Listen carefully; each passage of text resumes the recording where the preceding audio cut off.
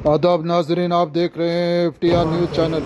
बढ़ते हैं खबरों की तरफ। संगारेड्डी कलेक्ट्रेट में वी क्रांति कलेक्टर जिला और गोपी डायरेक्टर एग्रीकल्चर ने प्रधानमंत्री फसल बीमा योजना के तहत संगारेड्डी मेदक सिद्दीकपेट के एग्रीकल्चर अहदेदार और किसानों से खिताब करते हुए कहा कि किसान जिस फसल की काश्त कर रहे हैं तफसीलात दर्ज करवाएं ताकि माली नुकसान की सूरत में मदद मिल सके।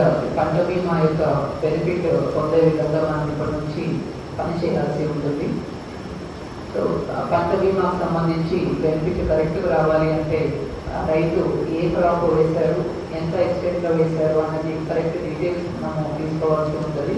కాబట్టి ఇక్కడ ఉన్న ఏవిఎస్ అండ్ అగ్రికల్చర్ ఆఫీసర్స్ ఏదైతే క్రాప్ బుకింగ్ ఎక్స్పెరిమెంట్ చేస్తారో, క్రాప్ కటింగ్ ఎక్స్పెరిమెంట్స్ చేస్తారో అప్పుడు అక్యురేట్ డేటా వచ్చే విధంగా ఏఈఓస్ అందరికీ కూడా మీరు ఇన్స్ట్రక్షన్స్ ఇచ్చి అక్యురేట్ డేటా వచ్చే విధంగా మీరు ఇన్స్టూర్ చేసుకోవాల్సి ఉంటుంది.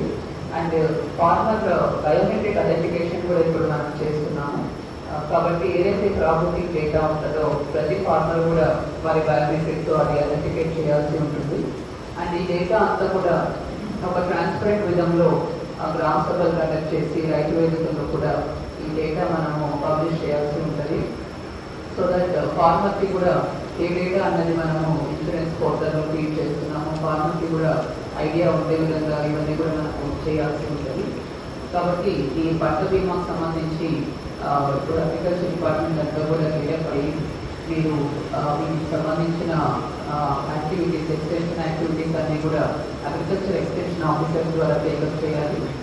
సో మన జిల్లాలో కూడా ఇప్పుడు ఏఈఓస్తో కూడా ఒక మీటింగ్ ఏర్పాటు చేసుకొని వారికి కూడా వీటికి సంబంధించిన ఇన్ఫర్మేషన్ చెప్పి వారి ద్వారా రైతులందరికీ కూడా ఈ పంట బీమాకు సంబంధించిన ఈ కార్యక్రమం మొదలు పెడుతున్నారు.